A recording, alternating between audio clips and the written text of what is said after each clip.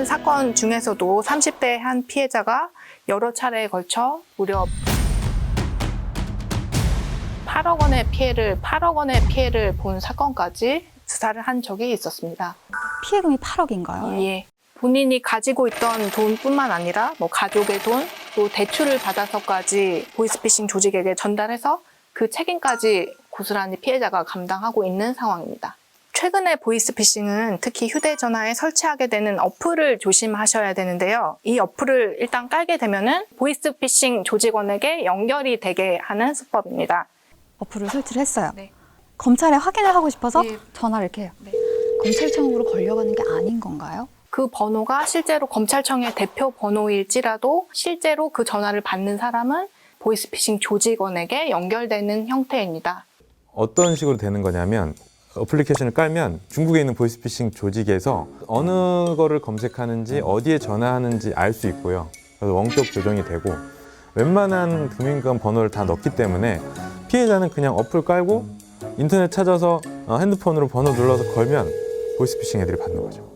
이러한 피해를 방지하기 위해서는 일단 그 어플이 깔린 내 전화기가 아니라 주변에 있는 다른 전화기를 이용해서 실제 이런 직원이 근무를 하는지 직접 확인을 해보시면 좋을 것 같습니다. 잘못 간 어플 하나로 큰 피해를 입을 수 있으니 혹시 의심이 되시면 바로 옆 사람, 가족이나 친구의 핸드폰으로 신고 전화 꼭 하시는 게 중요할 것 같습니다. 보이스피싱 같다. 그럼 1301 대표 번호로 전화하시면 우리가 안 하나요? 13 이거 안 하나요? 어떻게 하는 건가요, 이거? 네, 여기서 하시죠. 1, 3, 01 아이고 1. 3. 01 아직 대학교를 졸업하지 못한 청년입니다. 가정 형편이 어려워서 아르바이트를 구하다가 필리핀 카지노에서 일한다는 사람에게 카톡으로 일자리를 소개받았어요. 한국 손님들이 카지노에서 게임할 때 환전하는 것을 돕는 건데요. 제 계좌를 쓰고 인출되는 돈의 3%를 준다고 했습니다. 돈 욕심에 1,150만 원을 인출해서 팀장이라는 사람에게 돈을 주기도 했는데요. 보이스피싱 같은데 저는 어떻게 되는 건가요? 이분은 그 보이스피싱 피해를 당한 게 아니라 보이스피싱 조직에 가담하게 된 거예요. 피해자도 많이 양산하는 보이스피싱인데 피의자까지도. 범죄자를 만드는 거죠. 네. 처음에는 별거 아닌 것처럼 하죠.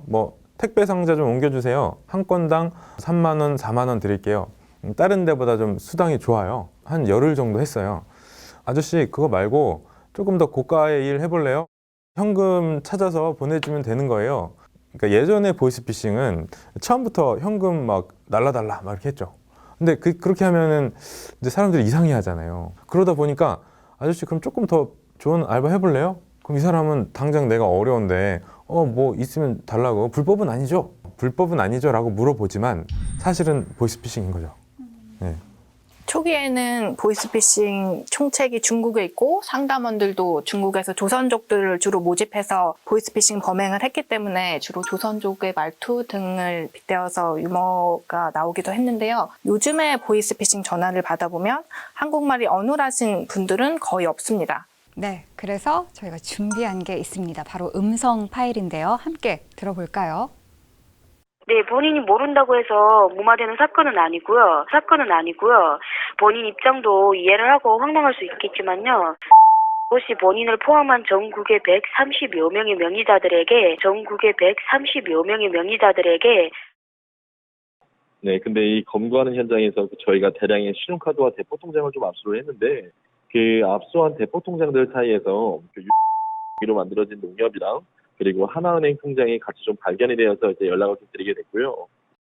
네, 어떻게 들리세요? 거의 저희 한국 사람이랑 다를 바 없는데요. 네. 아까 말씀드렸듯이 최근에는 한국 사람들이 직접 중국으로 건너가서 상담원 역할을 하고 있기 때문에 말투나 목소리만 가지고 이게 보이스피싱이다, 아니다 구분하기는 어렵다고 할 것입니다. 제가 수사한 사람들을 보더라도 본인도 광고에 속거나 지인들에게 회유당해서 범행에 가담하게 된 것이라서 억울하다고 많이 하는데 전과도 없이 착실하게 살아오다가 돈을 벌고 싶은 마음에 큰 의심 없이 범행에 가담하게 된 사례들이 많습니다. 하지만 이렇게 처음에는 아르바이트로 시작한 범행을 나중에는 마치 고수익을 얻을 수 있는 직장처럼 여기고 더 적극적으로 일하는 사람들도 있습니다. 네, 그 역할이 세분화돼 있기 때문에 본인은 굉장히 작은 일을 한다고 생각이 될지 모르지만 그게 정말 중요한 범행이라는 거. 자, 이렇게 보이스피싱을 당하는 것도 문제지만 피의자가 돼서 범죄에 가담하는 거 역시 정말 큰 문제인 것 같은데요. 국민들이 뭐 보이스피싱 얘기는 많이 들으셨는데 실제로 보이스피싱이 어떻게 이루어지는지 모르시는 분들이 많으세요. 네, 그래서 보이스피싱 구조가 어떻게 되는지 제가 간단히 설명을 해드릴게요. 먼저 보이스피싱 콜센터 아니면 뭐 TM 사무실이라는 건데요. 대부분 중국, 필리핀에 있는데 해외 고수익 알바라고 하면서 알바 사이트를 통해서 사람들을 모집하거나요. 아니면 지인들을 포섭해서 데리고 옵니다. 처음에는 뭐 중국의 그냥 토토 사무실에서 일하는 거야, 뭐 아니면 중국의 무슨 쇼핑몰 같은 데서 일하는 거야 라고 하고 오게 해요. 비행기 값도 대주고 뭐 비자도 내주고 사무실에 가보자 해서 사무실에 갔더니 보이스피싱 사무실인 거예요. 이거 하려고 온 거 아닌데요? 그러면 그럼 너 비행기 표 우리가 대준 거 어떻게 할 거야? 살짝 위협도 하면서 거기에 이제 빠져드는 거죠.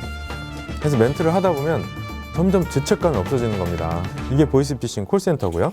그 다음 장집이라는 것이 있어요. 아마 통장에 장자를 따서 장집이라고 하는 것 같아요. 장집은 대포 통장을 확보해서 보이스피싱 콜센터에 제공해주는 겁니다.